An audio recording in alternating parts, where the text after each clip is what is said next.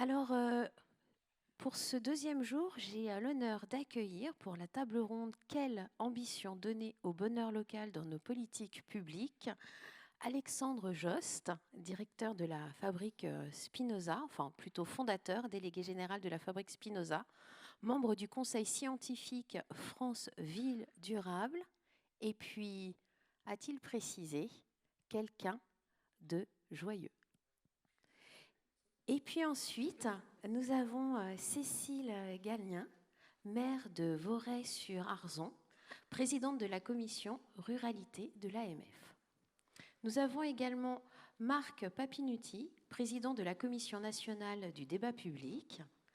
Et puis, nous constituons un binôme qui sont Alain Hébert, vice-président du PETR Figeac-Quercy Vallée de la Dordogne, et Gabriel Coltis, professeur en sciences économiques à l'Université de Toulouse. Merci beaucoup d'être là parmi nous ce matin pour cette table ronde qui vient donner une nouvelle dimension à ce qu'on a pu commencer à se dire hier sur le bonheur local. Et pour commencer, nous allons passer la parole à Alexandre Jost pour nous parler d'une étude qui a été publiée en décembre 2023, qui est intitulée «Territoire en mode de vie heureux», et qui sera le préambule à ce que c'est que cette manière enfin, quelles sont les manières pour les territoires de vivre ce bonheur local. Alexandre? Merci beaucoup pour votre bon accueil. Bonjour à toutes, bonjour à tous. On est très heureux, je suis très heureux d'être là avec vous.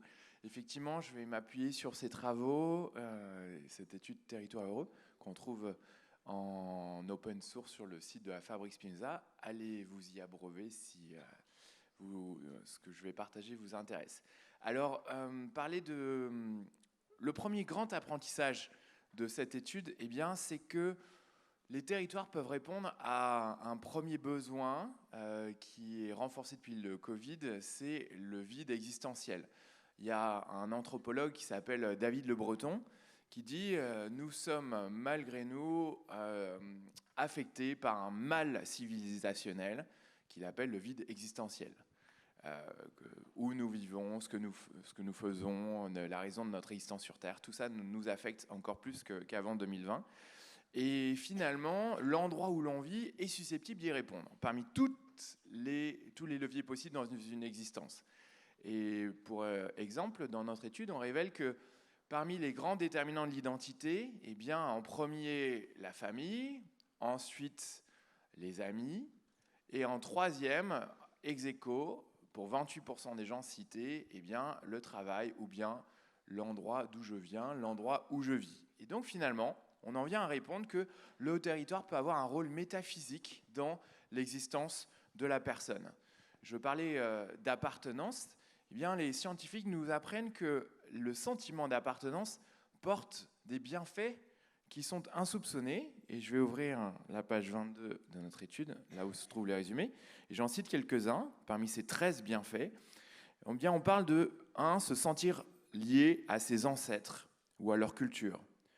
Renforcer les liens et la communauté, consolider son capital social, fournir un support de mémoire, abriter des traditions, mais aussi, plus inattendu, fournir une restauration émotionnelle et cognitive, échapper au stress du quotidien, en particulier pour les enfants, et même atteindre plus facilement ses objectifs. Et donc finalement, le sentiment d'appartenance sur un territoire est porteur de grands bienfaits.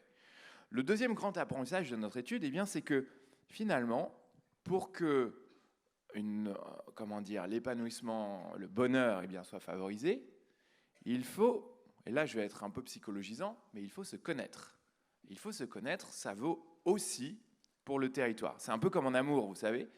Quand j'ai rencontré ma femme Noémie le 14 février, j'ai de la chance, il y a 9 ans maintenant, eh bien, j'avais beaucoup bourlingué dans ma vie de célibataire, et donc je me connaissais. Elle aussi, avec des longues relations. Et quand on s'est rencontrés, on est tombés amoureux assez vite, surtout moi d'ailleurs, au début, et parce que nous savions tous les deux qui nous étions. Alors aujourd'hui, un territoire peut piocher parmi un grand panel de labels, d'ADN, de qualifications qui lui permettent de dire, et ce sont des termes qui sont qualifié, eh bien, je suis un territoire d'innovation démocratique, je suis un territoire de paix économique, je suis un territoire féministe, je suis une ville santé de l'OMS, une ville des 5 minutes, un territoire libéré, une ville marchable, une terre de jeu, un territoire 100% inclusif, une ville amie des aînés, une capitale verte, un territoire de lien, et on peut continuer comme ça, longtemps, pour dire j'ai la possibilité d'affirmer mon ADN, d'affirmer mon identité, pour dire qui je suis en tant que territoire. Maintenant, on pourrait dire tous ces labels sont proposés à un territoire, et comment s'appelle-t-il ? Oscar Wilde dit sois toi-même, car tous les autres rôles sont pris. Comment déterminer qui on est vraiment en tant que territoire ?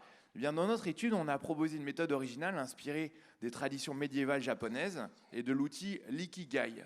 L'ikigai, c'est la recherche pour un individu de sa raison d'être, qui est au croisement de ce que je sais faire, mes compétences, ce que j'aime faire, ce qui est utile pour le monde et ce qui est finalement économiquement viable. Eh bien, par transposition, on a fabriqué un ikigai territorial qui permet à un territoire de déterminer de la même manière ce qu'il sait faire, ce pourquoi il peut recevoir des flux économiques, des flux de population, là où il est utile pour la planète et ce qu'il aime ou ce que ses habitants aiment. Et nous pensons qu'aujourd'hui, la capacité à déterminer une vision pour un territoire est l'assurance que l'adéquation puisse se faire entre ses habitants et lui-même, ou bien pour ceux qui sont déjà présents, et a fortiori pour ceux qui seraient amenés à y vivre ou à ne pas en partir. C'est notre deuxième grand apprentissage. Et puis, pour terminer, notre quatrième grand apprentissage, il y en a plein, c'est très touffu comme étude. Je vais passer ça pour faire de la pub, enfin si, mais c'est de la pub d'intérêt général. Vous avez un résumé, c'est fait 500 pages, donc comme disait mon voisin, ça m'a un peu fait peur. En même temps, il y a un résumé de 15 pages, un de 6 et un de 2, comme ça on choisit son mode de relation au savoir. Notre quatrième grand apprentissage, eh bien, c'est de dire que parmi les grands principes d'épanouissement sur le territoire, beaucoup sont immatériels. Et ça, c'est un peu inattendu. On pourrait dire finalement, on va développer des infrastructures, on va œuvrer pour des politiques d'urbanisme, on va être très sur l'objectif, et c'est fondamental. Et en même temps, eh bien, nous vivons une bataille des récits. Quand les époux Chazeran qui ont vécu à Montpellier décident lors de leur retraite d'aller la prendre dans la cité des Mureaux, et qu'ils reviennent en disant « nous avons cassé les clichés, on a senti une chaleur humaine incroyable », pas d'angélisme, mais en tout cas leur vécu, c'est de dire « nous avons ressenti ce fameux sentiment d'appartenance et cette chaleur humaine et ce lien », eh bien, ils se livrent à une bataille des récits. Quand Valérie Joussaume publie ce livre « Plug Pride », elle se livre à une bataille des récits. Et donc, l'immatériel est fondamental pour notre épanouissement. Frédéric Lordon dit qu'il n'y a de vécu que subjectif, il n'y a de réalité que émotionnelle et subjective. Je parlais d'appartenance. Comment travailler cette appartenance ? C'est l'un des éléments de l'immatérialité. Eh bien, l'île de la Réunion, le département, dit « nous allons planter 1 million d'arbres ». Et 1 million d'arbres, c'est à la fois un projet, d'une part écologique, c'est aussi un projet industriel parce qu'il développe des filières de jardiniers sensibles, d'horticulture, etc., d'ingénierie biologique.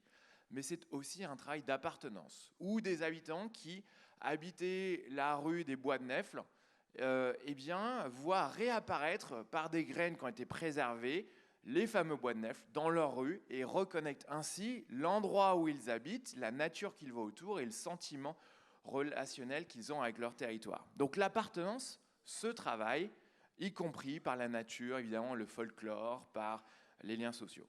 Deuxième principe universel, ce sont des grands mots universels, mais les principes auxquels nous croyons à la Fabrique Spinoza, eh bien pour favoriser l'épanouissement, c'est le lien. Et là, de nombreux exemples là-dessus, pour travailler le lien, qui pourrait peut-être être un méta-principe. Pour rappel, ce qui fait que dans la vie on est heureux, d'après la plus longue étude jamais menée en sociologie, 70 ans à Harvard, c'est l'amour. Point à la ligne, rajoute le chercheur. Et donc les liens, c'est l'amour sous une certaine forme. Et là-dessus, des exemples incroyables qui ne s'appliquent pas forcément à nous, territoires et pays ici rassemblés, mais dans une sorte de cité Paris pour changer.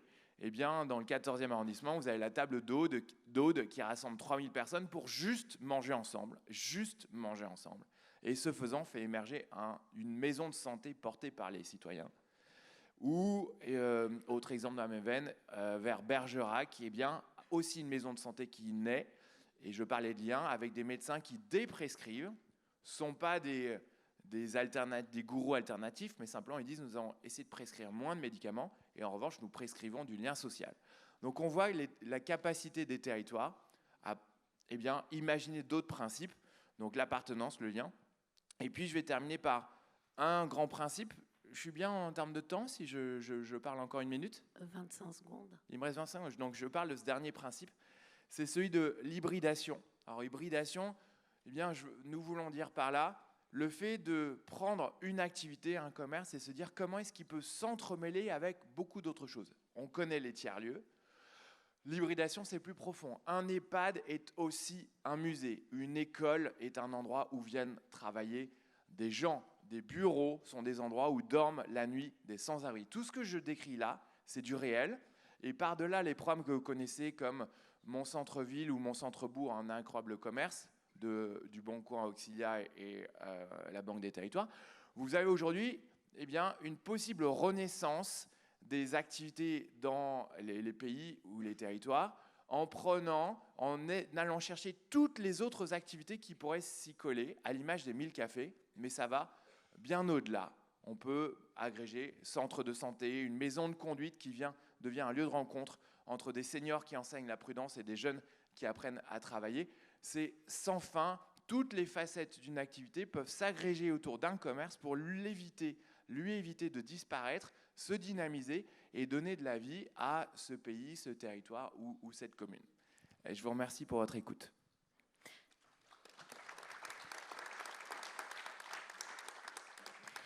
Merci beaucoup Alexandre Jost. Effectivement, on a ce triptyque entre tous ces exemples, cette modélisation à travers l'ikigai des territoires et puis cette étude effectivement très intéressante que l'on peut appréhender sur différentes dimensions. Pour poursuivre votre propos, il y a Marc Papinutti à qui je voulais poser la question de dire mais comment est-ce qu'on aborde cette question de l'ambition du bonheur local dans notre débat public? Est-ce que c'est un mot qu'on a l'habitude d'entendre? Depuis hier, on se dit qu'en fait, c'est un peu un moment exceptionnel qu'on est en train de vivre là, même si sur certains territoires, on emploie le mot. Comment est-ce que ça se vit depuis votre place de président de la Commission nationale du débat public? Merci Gabriel. En premier lieu, je crois que ça a été dit tout à l'heure, il faut être inclusif. Et c'est un mot qu'on redécouvre, mais dans notre cas de la CNDP, ça veut dire comment atteindre tous les publics. Et quand je dis tous les publics, on avait aussi travaillé vers ce qu'on appelait aller vers, c'est-à-dire être certain qu'on va atteindre tout le monde. Ça veut dire qu'on se transforme. Avant, on faisait des grandes réunions publiques qui n'ont pas toujours beaucoup de succès, qui ont beaucoup d'opposants, qui peuvent cristalliser même les opposants entre eux.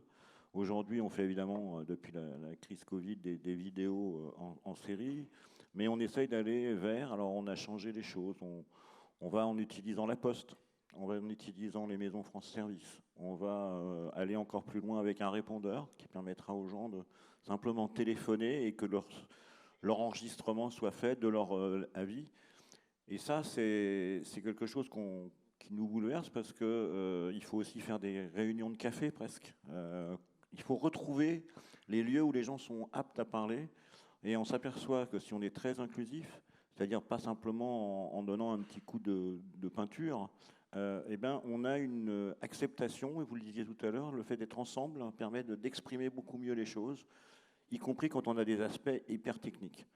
Alors, je l'ai cité, vous l'avez cité aussi, l'hybride, c'est assez naturel. Aujourd'hui, l'hybride, pour moi, c'est le fait qu'on va au marché. Voilà. Le débat public n'est pas dans une salle sur un document hyper complexe, c'est au marché, le patron de l'entreprise, si c'est une entreprise industrielle, vient présenter tous les jeudis, au marché du jeudi. Et ça marche très bien aussi, puisque c'est le moment où on atteint les gens. C'est-à-dire qu'on ne reste pas toujours très loin. Et dans l'hybride, on a aussi, j'ai cité Maison France Service et Poste. Je suis absolument certain que ce qui nous transforme aujourd'hui, c'est de ne pas être simplement mono-activité, mono-tâche et mono-système. Alors les chercheurs diraient que c'est systémique, d'autres diront d'autres mots plus subtils, mais la réalité c'est exactement comme le covoiturage, c'est pas simplement aller quelque part, c'est aller quelque part avec d'autres, le partager, et en plus si je prends l'exemple du covoiturage, ça fait des économies. Donc on a à retransformer ça. Et on le voit ici à La Rochelle, troisième point, on voit qu'il y a des sujets qui avaient été préparés. Hein. Ce n'est pas nouveau pour que La Rochelle est une ville cyclable, mais je pense que toutes les personnes qui s'y sont promenées aujourd'hui ou encore ce matin, c'est assez impressionnant le volume de vélos. Se dire que je crois qu'ils sont autour de 10% de vélos. Mais là encore, je cite ça non pas simplement parce que au cœur de l'agglo, mais parce que j'ai été frappé lorsqu'on a travaillé sur les mobilités, très souvent, de voir émerger le vélo, non pas simplement comme un mode de transport, mais aussi comme un mode de plaisir, comme un mode d'effort, comme un mode complétant les médicaments qu'on ne prendra plus puisqu'on fait du vélo au lieu de faire. Et je le cite parce qu'on a sur tous nos sujets, si on les reprend à froid, en se disant comment on peut retravailler les choses, on peut changer les choses. Et je citerai un deuxième exemple ici, mais pas ici à La Rochelle, mais dans la salle, c'est se dire, moi j'ai travaillé aussi sur les canaux, un canal de Bourgogne, canal de Sambre à l'Oise. Bon, d'un côté, c'était un engin de transport, ça transportait de l'eau et des marchandises, et puis derrière, on réfléchit à qu'est-ce qu'on peut en faire. Et on s'aperçoit vite que ça peut être un outil d'aménagement du territoire, mais il faut simplement mobiliser parfois peu de gens, une personne, deux personnes, qui focalisent et qui permettent de faire monter la sauce. Et on s'aperçoit que la maison éclusière devient un petit restaurant qui sert aussi les repas des EHPAD. Et puis que l'autre site devient un lieu où on peut vendre des gâteaux et se baigner dans la réserve, etc. etc. C'est-à-dire que arrêtons nos visions aussi très monolithique sur un sujet. C'est pour ça d'ailleurs que le maire ou la maire est hyper importante, puisqu'ils font tout et c'est les seuls qui ont cette vision. Voilà, et dernier point pour moi, c'est que ces fonctions multiples, on a à les retravailler, elles changent en continu, je dirais qu'il y a des couches de la population qui s'expriment par d'autres moyens que ceux qu'on a habituellement, et on est plutôt en général en train de pédaler derrière eux, pour prendre l'exemple du vélo. Mais on y arrive, et quand on y arrive, c'est tout de suite, ça fait whoop, parce que c'est des milliers de gens qui d'un seul coup sont joints sur un sujet et s'expriment, et c'est parfois inattendu puisqu'on n'avait plus pris l'habitude de les consulter. Voilà, merci. Merci beaucoup, Monsieur Papinutti. Alors, maintenant, tout à l'heure, je disais, le mot du bonheur, c'est pas forcément employé partout sur les territoires, même si les différents élus, les différents agents, les différents acteurs du territoire font vivre des contributions au bonheur local. Mais il y a des territoires qui ont pris ce mot à bras-le-corps et qui se servent même d'un indice du bonheur local brut. Et là, je vais donner la parole à Alain Hébert et à Gabriel Coltis, qui vont parler tous les deux de cette manière d'incarner une politique du bonheur sur le territoire. Comment vous pouvez nous décrire quel a été le déclencheur, quels ont été les déclencheurs de cette démarche? Bonjour à toutes et à tous. C'est un bonheur d'être ici d'abord, même à cette heure-ci. Là, d'abord, je voudrais caractériser un peu ce dont on parle. On parle de bonheur collectif et non pas d'addition de bonheur individuel, même si, évidemment, c'est à prendre en compte dans l'analyse. Mais voilà, ce dont on parle, c'est un bonheur collectif sur un territoire donné, à partir d'un territoire de la proximité. On parle de commun, en fait. Voilà, ça c'est la première chose.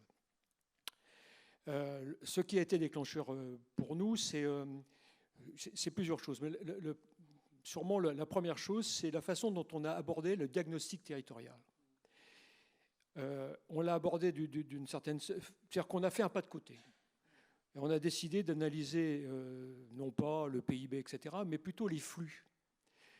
entrants et sortants, les flux financiers, la création de richesse, et en même temps comment cette richesse elle était dépensée ou pas dépensée dans le territoire, hors territoire, etc. Et donc ça nous a permis, ce pas de côté nous a permis d'avoir une analyse un peu différente des habitudes, et ça a été percuté par le Covid. Et cette mise en jachère du territoire, des territoires, et donc ce Covid a été... Dans les médias, on nous a expliqué qu'il allait y avoir un envahissement de la ruralité par des urbains qui fuyaient en courant cette concentration, et donc on allait être envahi. Comment on allait régler ces problèmes-là? Bon, vous savez maintenant qu'on n'a pas du tout été envahi, que c'est une légende, même s'il y a évidemment dans nos territoires des gens qui arrivent, et ça nous a fait réfléchir sur pourquoi on venait vivre dans nos territoires. Pourquoi on venait vivre dans nos territoires, pourquoi on y restait ou pourquoi on partait. C'est-à-dire que, voilà, c'est là le point d'analyse. Et donc, on a tout naturellement cette question, et pose la question du bonheur. Est-ce qu'on est heureux de vivre dans nos territoires? Je vous confirme que oui. Je dis ça parce que très rapidement, on va venir comment on travaille, mais on fait des allers-retours en permanence avec les citoyens, la population, sous différentes formes. Et si les élus auxquels on a présenté dans le projet territoire la question d'un travail sur le bonheur local brut étaient plutôt sceptiques, voire un petit sourire en coin qui en disait long, la population, elle n'était pas du tout dans cette situation. C'est qu'à chaque fois qu'on a porté cette question, notamment avec l'équipe du PETR, je pense sur les marchés, on a fait des guinguettes, on a rencontré des conseils municipaux, des associations, ça matche à tous les coups. C'est-à-dire qu'on ne se pose pas la question de savoir si de poser la question du bonheur dans un territoire, c'est complètement farfelu. Pas du tout. C'est-à-dire qu'aussitôt, on vient sur des questions essentielles, souvent immatérielles d'ailleurs. Hein. Bon, bien sûr, il y a toutes ces questions de la santé, de la mobilité, etc., du travail évidemment, de l'emploi, de la qualité de l'emploi, mais surtout, c'est la rencontre avec les gens. C'est les lieux, on parle de tiers-lieux. C'est la question du temps. C'est-à-dire que, est-ce qu'on prend son temps dans le territoire de discuter entre nous, etc. Voilà. Et donc, le fait que ça matche avec les citoyens, avec les habitants, ça nous a permis de travailler, d'une part, de faire en sorte que ce petit sourire s'estompe. La question aussi que se posaient les élus, c'est que est-ce que ce travail allait s'exporter?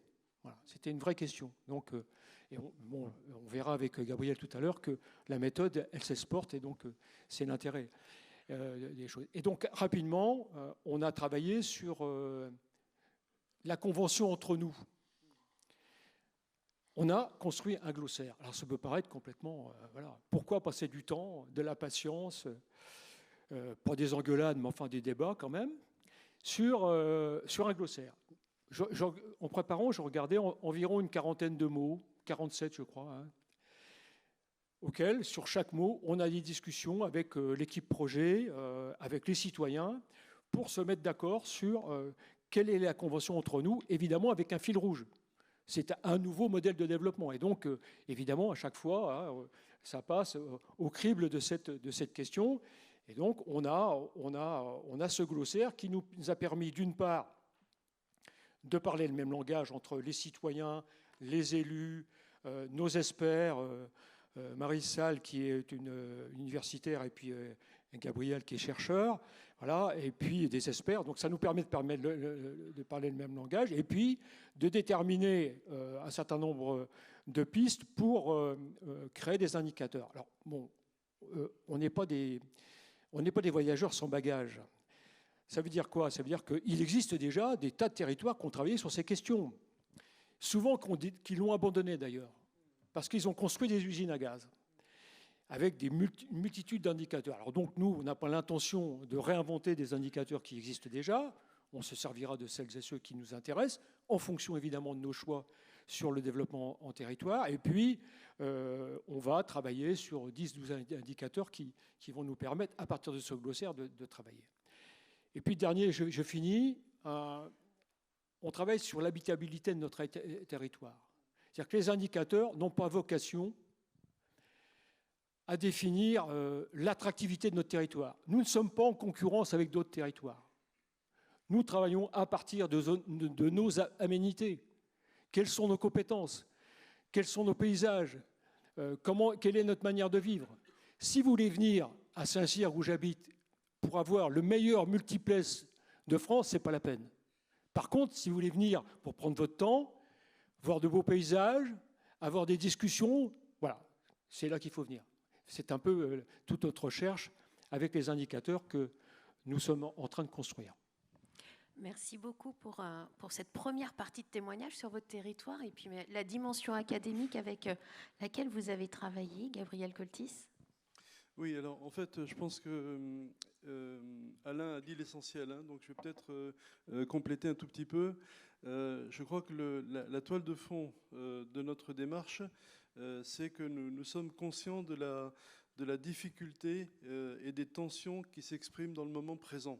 Hein, on le voit avec la colère qui s'est exprimée par les agriculteurs ou plutôt par les paysans. Je vous dirais que je considère que les deux termes ne sont pas substituables. Cette colère, elle exprime une grande difficulté qui est de basculer d'un régime de croissance qui est très centré sur les volumes à quelque chose de profondément différent, c'est-à-dire élaborer un nouveau modèle de développement. Et élaborer un nouveau modèle de développement, c'est prendre en compte les besoins, prendre en compte des besoins qui sont, comme ça a été dit, extrêmement transversaux, c'est-à-dire qu'on ne les sectorise pas. On n'a pas d'un côté l'alimentation, de l'autre côté la santé, de l'autre côté la mobilité. En fait, les besoins sont de plus en plus transversaux. C'est prendre en compte aussi des coûts qui sont des coûts souvent invisibilisés. Je parle en particulier des coûts de dégradation de la nature, des ravages aussi que fait le productivisme sur la santé des humains. Voilà, donc en fait, notre toile de fond, nous, c'est qu'on considère que, en réalité, le moment dans lequel nous vivons actuellement est un moment où on doit basculer d'un régime de croissance à l'élaboration d'un nouveau modèle de développement. Donc on a pris beaucoup de temps à justement définir ce qu'on entend par croissance, qu'est-ce qu'on met dedans, qu'est-ce qu'on n'y met pas. Tout à l'heure, on a parlé de PIB, qu'est-ce que le PIB mesure, qu'est-ce que le PIB ne mesure pas. Et finalement, essayer de comprendre quel est le type de basculement, qu'est-ce que signifie un nouveau modèle de croissance. Donc qui articule ce modèle de développement, excusez-moi, qui articule en fait des besoins, qui articule une réflexion sur les activités productives et puis qui articule aussi notre relation au vivant. Et on a choisi de retenir ce terme vivant plutôt que le terme d'environnement ou encore le terme il y en a d'autres, hein, la nature par exemple. Hein. Pourquoi on n'a pas retenu environnement? Parce que l'approche en termes d'environnement, c'est une approche qui est extraordinairement auto-centrée. C'est l'homme et son environnement. Ça ne nous a pas plu. On n'a pas retenu non plus le terme de nature parce qu'on a pensé collectivement que, en fait, nature, eh bien, ça coupait avec culture. Hein. Il y a beaucoup de philosophes qui ont écrit là-dessus, la nature, la culture.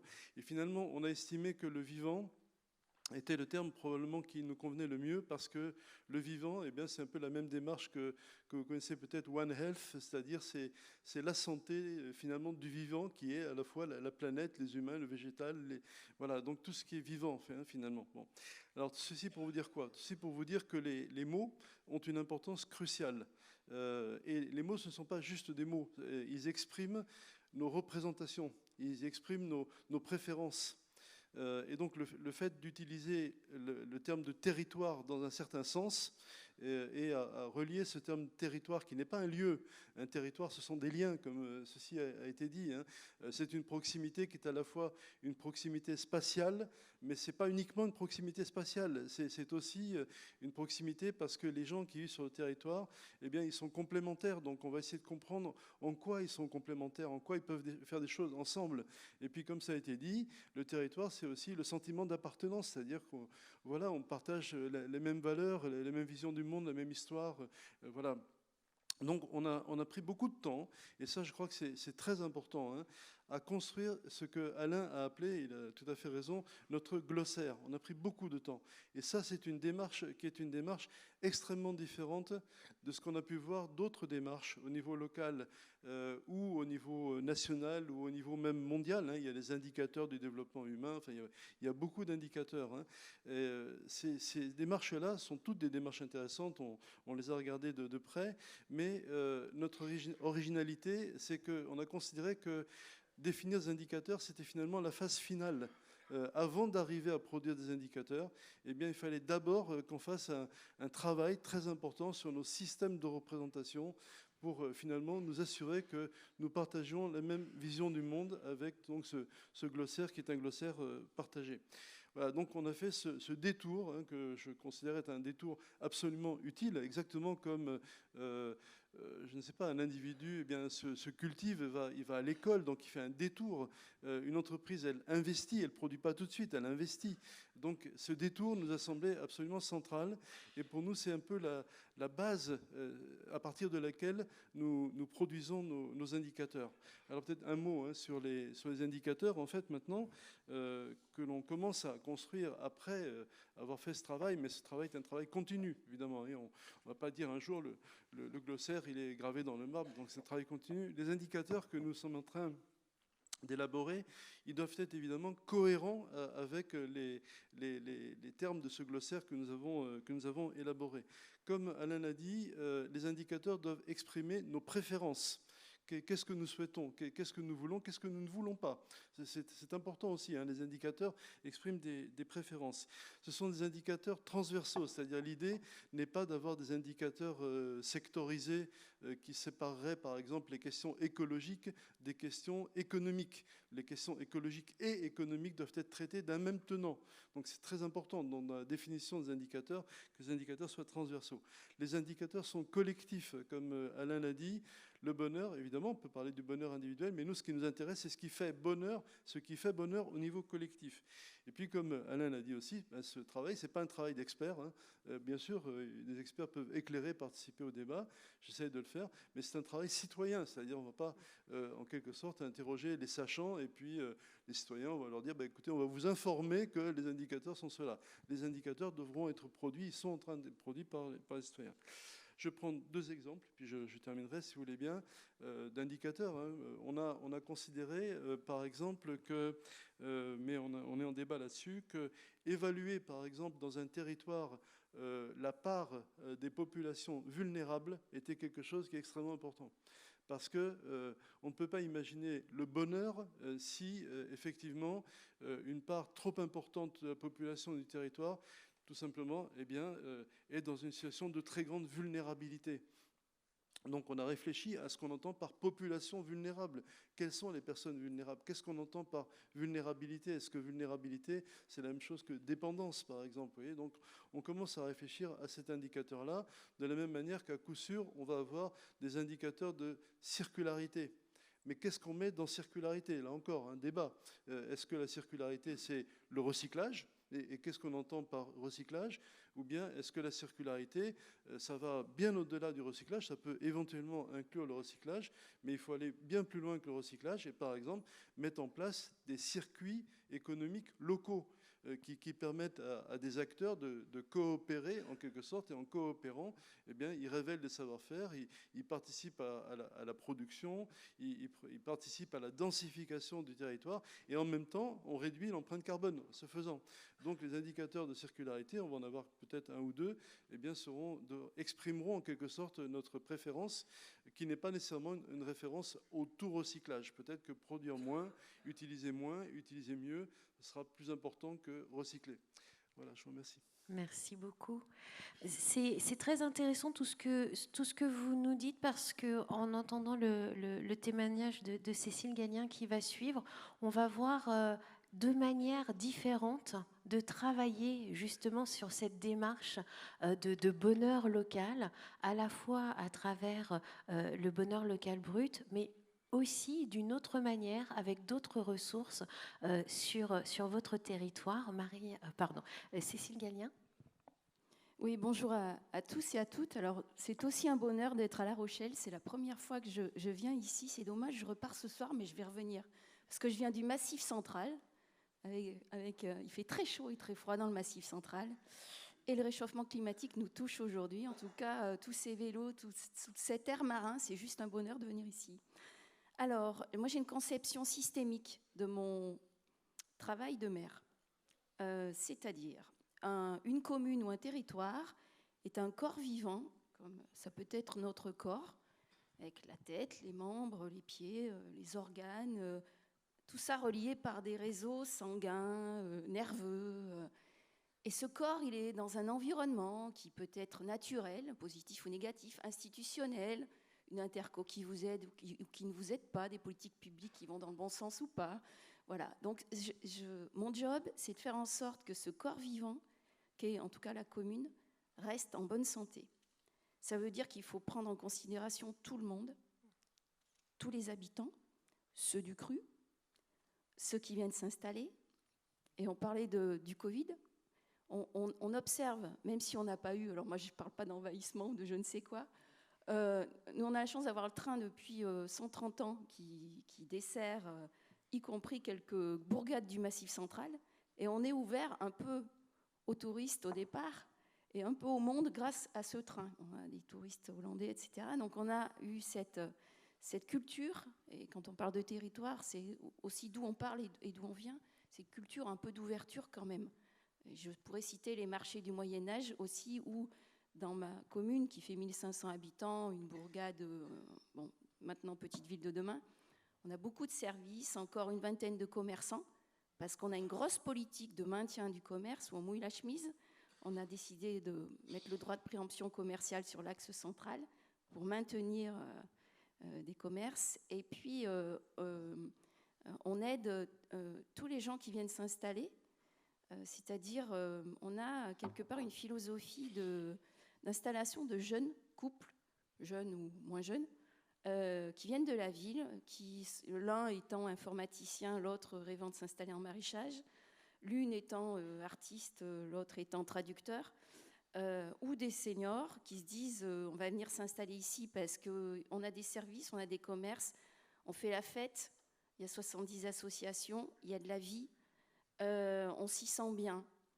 Voilà. Donc, et c'était important aussi de, finalement, ces crises qu'on subit là, depuis quelques années. Je suis maire depuis 15 ans. Entre les gilets jaunes, le Covid, l'augmentation de l'énergie, l'inflation, la guerre en Ukraine, ses conséquences, etc., le réchauffement climatique, bien sûr, on est obligé, en tant qu'élu, de s'interroger sur ce pourquoi on a été élu, c'est-à-dire un projet de mandat, mais aussi ce qui se vit, bien sûr, au cœur de nos territoires avec toutes ces crises, puisque ça touche tout le monde. Voilà. Donc, une vision systémique, avoir le souci de chacun, essayer de mélanger les néos et ceux du cru. Et là, par exemple, je parlerai d'une expérience, on a mis à disposition la salle du conseil il y a 7 ans pour qu'un petit groupe de 4-5 néo-agriculteurs travaillent sur un projet de magasin de producteurs. Et puis finalement, aujourd'hui, ils sont 40. On a mis à disposition un lieu au cœur de notre bourg, à côté des commerces plus traditionnels, en face du marché. Et en fait, on se rend compte qu'en 5 ans, il y a des fils d'agriculteurs, des filles d'agriculteurs du coin qui avaient un autre job, qui se sont dit on reprend les terres, mais on ne fait plus de l'élevage, on se met dans le maraîchage et la transformation. On est capable de discuter avec un urbain qui s'est converti au maraîchage, qui a une vision très collaborative des choses et de la vie. Voilà. Donc l'idée, c'est de mélanger les attentes, mélanger les gens, et, quel que soit qui ils sont, d'où ils viennent. Voilà. Et puis l'idée aussi sur notre commune, on a 70 associations, 1500 habitants. En fait, on se débrouille toujours pour trouver un lieu, partager, réparer, rénover, enfin on se débrouille quoi, pour que la vie, elle soit là. Donc pour tous les âges, tous les goûts, toutes les nouvelles envies. Il y a une dame qui est venue s'installer, elle est prof de clarinette et elle fait aussi du chant pour se faire du bien. Donc, on lui a trouvé un lieu. Et voilà. Alors, je citerai aussi une chose. On a lancé on a dit, sur ce mandat-là, on met 5 000 € par an, maximum, projet citoyen. Quiconque a envie de créer, de proposer un truc d'intérêt général, le fait. Ce sont les électeurs de la commune qui votent. Et ce qui est sorti il y a 3 ans, c'était on va replanter 300 arbres. Donc c'est 2 néo-ruraux qui se sont dit on va s'y mettre. Alors là, la commune achète les arbres. C'est des arbres fruitiers. Ça s'appelle Vorey fruité. Et finalement, tous ceux qui plantes sont des bénévoles, nouveaux habitants et personnes du cru. Et on mixe des savoirs anciens de maraîchage, il y a toujours eu des arbres fruitiers dans ma commune, mais il y en avait de moins en moins quand il y a eu l'exode rural, etc. Donc on relance finalement quelque chose qui a toujours existé. Alors, ce que je voudrais dire aussi, c'est que voilà, donc c'est améliorer le quotidien des gens, c'est faire des choix politiques, hein, clairement. Pour les écoles, on s'est dit la cantinière est en retraite, ben, ça fait rien. On va recruter une autre personne, on va essayer d'en trouver une. On en a trouvé par bonheur, magnifique. On achète local, bio. Ça coûte plus cher pour les enfants, enfin pour la commune surtout. Mais c'est pas grave. On est dans cette logique-là de bien manger, de manger sainement. C'est des choix politiques. Et puis, donc, quand je dis faire la fête, et pendant le Covid, bon, on a eu des interdictions, bien sûr, mais on a pu accueillir, on a un centre culturel qu'on gère, parce que l'Interco n'a pas voulu le gérer, donc on le gère maintenant. On accueille des artistes, on a accueilli des artistes en résidence, on a accueilli l'école de journalisme de Strasbourg. Ils ne pouvaient pas aller en Chine, donc ils sont venus à Vorey-sur-Arzon pendant le Covid.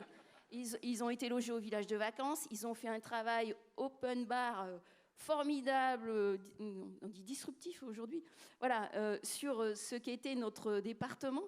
Et donc, voilà, cet esprit d'ouverture, se dire qu'on va trouver une solution de toute façon pour que les gens puissent aussi apporter leurs idées, co-construire, c'est aussi formidable. Et puis je suis une militante des ruralités, les ruralités qui donnent envie, les ruralités. Alors malheureusement, on ne parle pas assez de bonheur en politique publique, donc on va essayer de faire passer au sein de nos associations juste cet essentiel qui est la recherche du bonheur. On est élu parce qu'on voudrait quand même, on essaye d'améliorer la vie des gens et préparer l'avenir, sentir ce qui peut faire société, ce qui peut faire sens avec des attentes diverses. Et voilà, ce que je voulais dire, c'est que les ruralités, c'est 80% de l'espace français, c'est aussi 80% de l'espace européen, et y vivent un tiers de la population. Sans espace, sans prise en considération de l'espace, et on voudrait vraiment que l'espace soit inscrit dans la Constitution française, eh bien, vous avez tout un tas d'aménités, de charmes, vous les appelez comme vous voulez, qui apportent à la nation ou à la France, à l'Europe, des bonheurs ou des choses fondamentales ou des services rendus à tous fondamentaux. C'est le bien manger, c'est la biodiversité, c'est les forêts qu'il va falloir replanter parce que même si on est bon en création d'énergie renouvelable ou autre énergie, ben, les puits de carbone, il faudra qu'on en ait. Voilà, donc faire en sorte aussi qu'entre urbains et ruraux, et il y a comme ça des initiatives formidables de maires urbains et ruraux, pour en citer un, le maire du Teil, qui est en Ardèche, les Ardéchois vont étudier à Lyon, ils n'arrivent pas à se loger, c'est très cher. Donc le maire de Villeurbanne trouve des solutions pour loger les jeunes Ardéchois. Et les artistes de Villeurbanne ont envie d'un peu de calme, de beauté et de nature pour créer. Eh bien, ils vont créer et même s'installer au Teil pour être créateurs. Voilà. Donc il y a aussi des initiatives importantes qu'il faut qu'on arrive à tisser entre ville et campagne, parce que je pense qu'on a aussi besoin et de nature et d'urbanité, en tout cas de liens, voilà, pour faire société, pour faire du bonheur dans ce beau pays. Voilà. Merci beaucoup.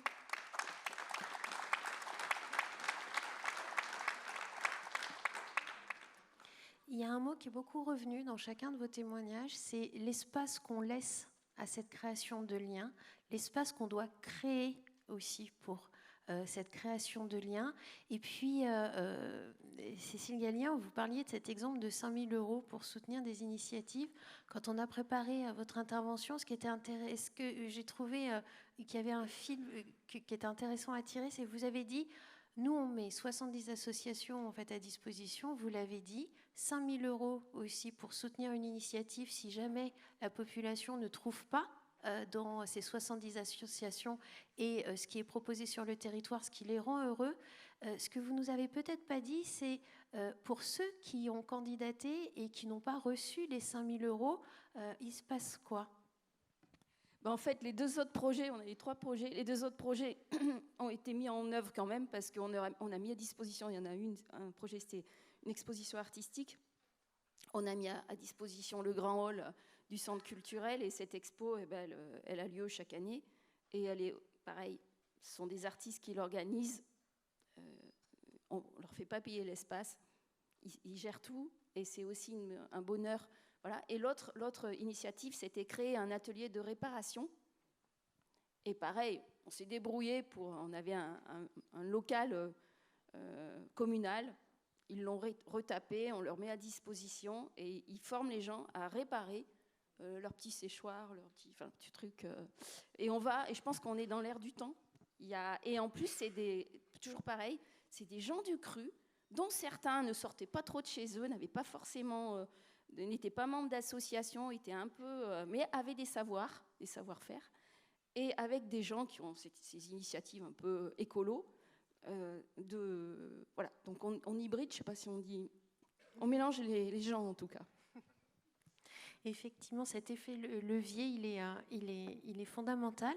Alors, je vais tout de suite passer la parole à la salle pour se connaître quelles sont vos questions sur cette table ronde, sur quelle ambition donner au bonheur local dans nos politiques publiques, quelles sont les questions que vous avez envie de poser à nos témoins de ce matin.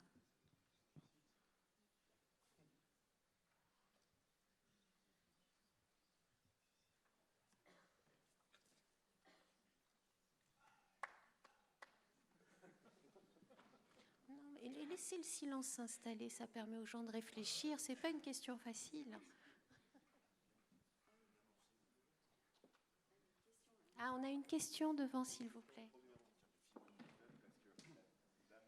Merci. Bonjour, je me lance, comme ça il y aura peut-être une deuxième question. Sébastien Maire, délégué général de l'association France Ville et Territoires Durables. J'ai trouvé absolument passionnante l'initiative qui a été présentée en duo. Vous verrez que mon intervention juste après va aller à peu près dans la même philosophie. J'ai une question sur le cadre scientifique qui est utilisé. Vous avez parlé des indicateurs et vous parlez de l'habitabilité du territoire. Est-ce que vous mobilisez dans votre démarche la publication Rockström de 2009 sur les 9 limites d'habitabilité, limite les frontières, ce qu'on appelle les frontières planétaires, qui est de plus en plus utilisée dans l'action publique et l'action économique. Est-ce que vous mobilisez ce cadre logique? Et si oui, est-ce que vous avez réussi déjà à identifier des indicateurs territoriaux pour certaines de ces 9 limites? Oui, merci beaucoup. Donc effectivement, le cadre en question est un cadre très, très important. C'est un cadre qui définit ce que sont les objectifs du développement durable et qui le décline aussi avec un certain nombre d'objectifs plus précis, des indicateurs. Donc en fait, on prend en compte complètement ce que vous êtes en train de désigner. Simplement, il existe bien d'autres démarches encore. Il y a les démarches en termes de... je ne vais pas rentrer dans des trucs trop techniques maintenant, mais les indicateurs de développement humain, par exemple, qui sont très importants. Il y a des travaux très importants qui ont été faits par l'UNICEF à propos du bonheur des enfants. Qu'est-ce que c'est que pour un enfant être heureux? Et est-ce que être heureux en France pour un enfant, c'est la même chose qu'être heureux pour un enfant qui vit dans un autre continent que le continent européen, en Afrique, en Asie par exemple, vous voyez? Donc on a fait ce travail. Parce que tout simplement, une démarche scientifique, puisque vous l'indiquez ainsi, ne peut pas ne pas tenir compte de ce qui a déjà été fait. La science, en quelque sorte, la connaissance, elle progresse par cumul. Donc il faut savoir ce qui a été fait. Mais en même temps qu'il faut savoir ce qui a été fait, il faut se sentir libre aussi, nous, d'imaginer, de réfléchir nos propres indicateurs. Vous voyez, c'est donc tout un équilibre entre prendre en compte ce qui a déjà été fait et en même temps prendre en compte librement ce qui a été fait, puisque nous-mêmes, nous-mêmes, nous avons nos propres visions du monde. Nous-mêmes, nous avons, Alain tout à l'heure parlait d'attractivité. Bon, ben, par exemple, ce terme d'attractivité, on a beaucoup débattu. Il est souvent considéré comme étant quelque chose d'exogène, c'est-à-dire faire venir des gens de l'extérieur. Vous voyez, bon. Et très souvent, ce terme-là renvoie à des visions de concurrence entre les territoires. Bon, donc on a réfléchi à ça. Est-ce qu'on rejette ce mot ? Est-ce qu'on le définit autrement ? Est-ce qu'on le définit comme étant plutôt la capacité du territoire à retenir, à maintenir ses habitants plutôt que nécessairement à attirer ? Mais les deux ne sont pas incompatibles, les deux démarches. Vous voyez, ce sont ces questions-là que nous avons voulu avoir. Et donc c'est un équilibre très, très subtil en quelque sorte entre prendre en compte ce qui a été fait, mais sans s'enfermer dans ce qui a été fait, pour définir nous-mêmes ce que nous avons envie de faire. Vous voyez, et donc moi, mon rôle là-dedans, il est très, très modeste. Il est simplement d'accompagner méthodologiquement la démarche. C'est-à-dire faire en sorte que justement les équilibres soient bien tenus, que le débat se fasse bien, que l'on prenne le temps, ça c'est très important, hein, qu'on prenne le temps de bien définir, sentir nos représentations. Parce que la tension principale, c'est de se dire, allez, on va travailler tout de suite sur les indicateurs. Et moi, c'est un travail patient. Il faut être patient. On ne va pas les définir comme ça du jour au lendemain. Et puis, une fois qu'on les aura définis, ils ne seront pas définis une fois pour toutes. C'est un processus, comme ceci a été dit, hein, davantage qu'un résultat. Voilà. Peut-être pour compléter, si vous voulez, dans notre étude, à votre disposition, il y a une trentaine de démarches d'indicateurs qui ont été répertoriés sur des territoires. Et moi, ce qui me frappe, c'est la possibilité, comme vous dites, c'est de à la fois s'appuyer sur la science, mais aussi de définir sa vision et sa philosophie. Et je vais prendre deux exemples. J'ai eu la chance de travailler sur l'indicateur de positivité des territoires avec Édouard Philippe il y a quelques années. Et pour la ville du Havre, on avait défini l'altruisme comme vision.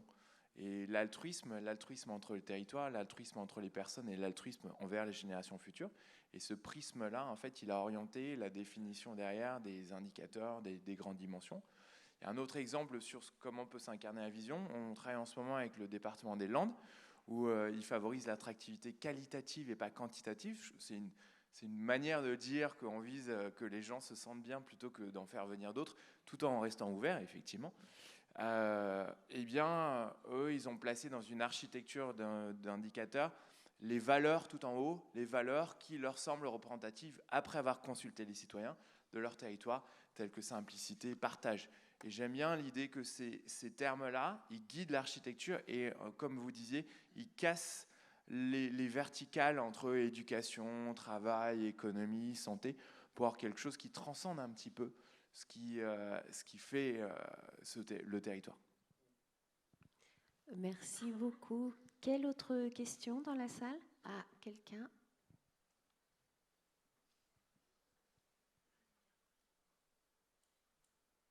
Bonjour, moi j'ai une question qui va peut-être faire le lien aussi avec la table ronde d'hier soir, d'hier fin après-midi. J'ai beaucoup apprécié votre présentation en termes d'inclusion et d'ouverture. Et du coup, hier, j'étais restée sur ma faim en termes de, d'ouverture par rapport au financement et par rapport à la participation des habitants. Parce que je comprends bien dans les exemples positifs qui sont présentés que c'est l'objectif, que c'est l'intention et que c'est une réalité, notamment de tous ceux qui ont été primés. Mais moi, je pense, en termes d'inclusion, à tous ceux qui ne peuvent pas rejoindre ou qui ne sont pas considérés. Et il y en a quand même beaucoup sur nos territoires, y compris les territoires ruraux. Et du coup, je trouve que l'exemple de la commune avec ce que vous avez dit en termes de budget mis à disposition pour un intérêt commun, et ce qui a été dit aussi en termes d'ambition, de bonheur collectif, je comprends très bien que c'est porté par des communes ou par des équipes municipales. Et je me demande, quand ça n'existe pas, comment est-ce que des habitants peuvent s'exprimer et comment les agences publiques de développement, la Caisse des dépôts et consignations, ces autres organismes financeurs, pourraient être aussi une alternative, une porte d'entrée à des petites unités collectives pour initier cette question de l'ambition d'un bonheur local. Parce que cette question, on le sait très bien, elle n'est pas apportée de façon unique et uniforme et que ça demande effectivement du temps. Et parfois, ce qu'on constate aussi, elle ne vient pas forcément des équipes élues. Voilà. Merci pour votre question. Est-ce que quelqu'un est tenté par cette question extrêmement difficile ? Je vais tenter, puis après je vais te compléter sans aucun doute. Moi, je reviens sur ce que je disais tout à l'heure, c'est être inclusif, on le dit, maintenant il faut vérifier qu'on le fasse. Dans nos recherches, quand on veut, surtout on va avoir dans l'Allier là, une mine de lithium, milieu rural, comment on va atteindre, ça fait 2 mois qu'on essaye de voir, évidemment avec un coût pas trop excessif, les moyens. Et ça existe, alors je les ai cités, hein. La Poste, ils ont un stand à côté, ça existe, les maisons France Service, ça existe le marché, ça existe le supermarché, parce qu'on fait aussi des présences en supermarché. C'est-à-dire qu'on va au supermarché et on tient le stand au supermarché, à l'entrée du supermarché. Et après, il faut se reposer la question, si aucun de ces moyens n'a été atteint, il faut se reposer la question de comment atteindre. Moi, j'ai confiance dans les élus, c'est pour ça que là, je renvoie facilement la balle sur ce point-là, parce que quand on est avec, on va dire, 5000 personnes, 3000 personnes, je pense qu'on a la maille pour pouvoir être sûr qu'on a eu tout le monde. J'ai confiance aussi dans les élus parce que c'est eux qui vont retrouver le deal, l'accord avec les personnes et qui n'ont aucun intérêt à laisser des gens sur le côté. Enfin, c'est une règle qui est plus forte aujourd'hui qu'elle n'était peut-être il y a 20 ans ou 30 ans, puisqu'on casait plus les gens aussi dans des cases. Tout ce qu'on a pu entendre là montre que les cases, elles ne sont plus du tout étanches. Vous avez dit tout à l'heure que c'était systémique. C'est-à-dire qu'il n'y a plus de cases étanches. Donc, il faut juste recribler et se dire qui est-ce qu'on a loupé. Et à ce moment-là, on peut recommencer encore sur un sujet donné, de revoir si on a manqué une personne, 2 personnes, 10 personnes, 5% des gens ou pas.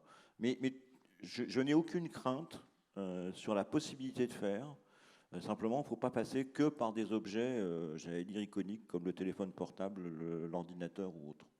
Mais il y a aussi la proximité physique.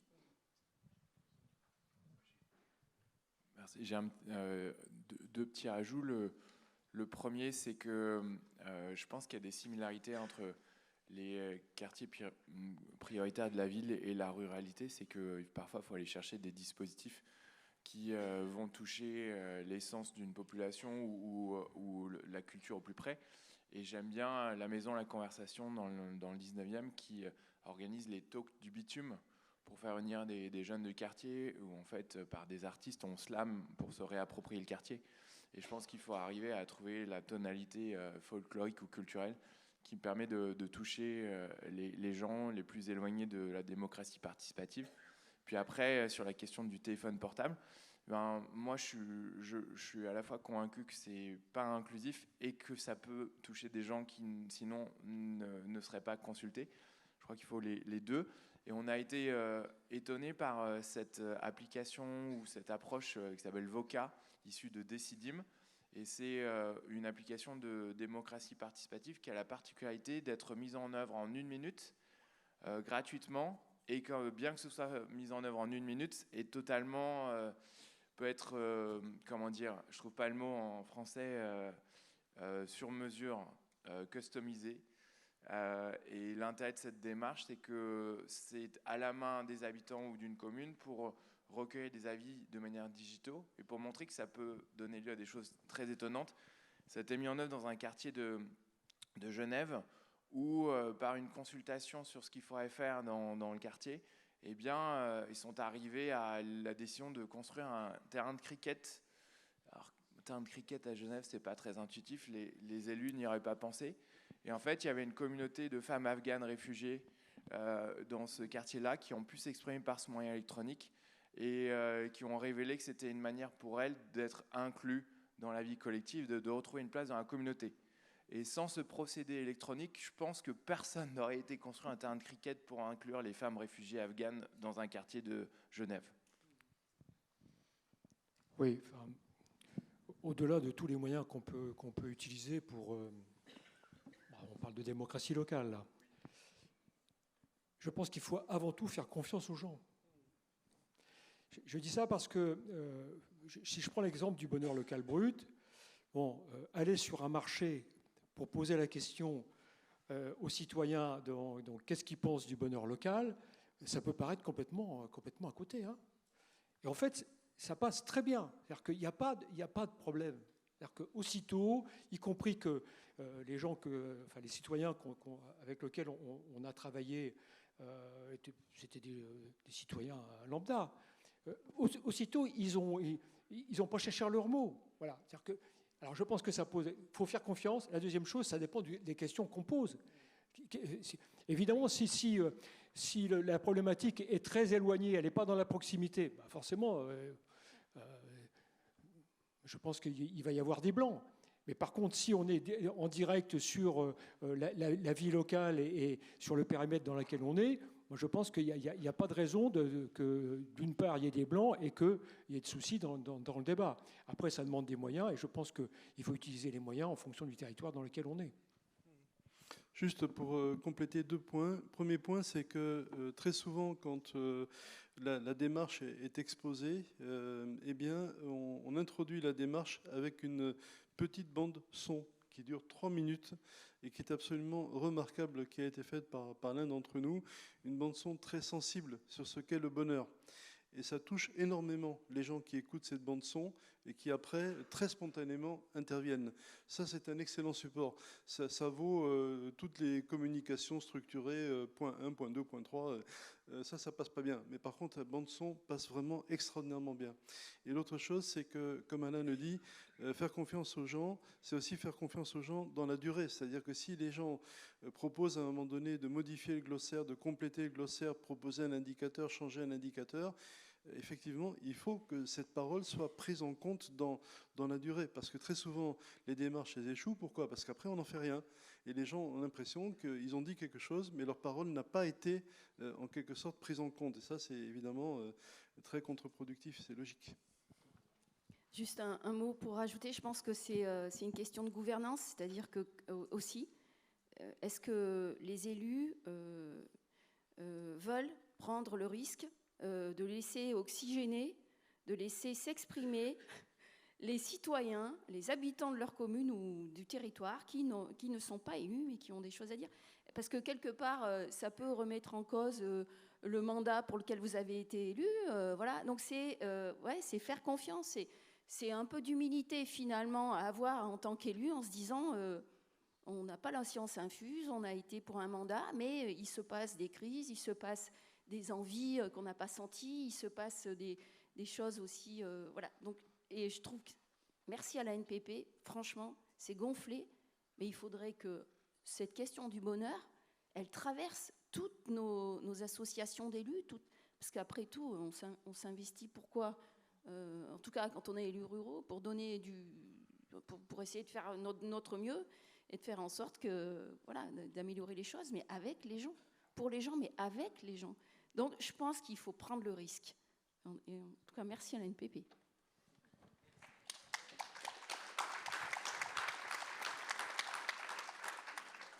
Je n'ai rien à ajouter pour conclure cette table ronde. Merci beaucoup.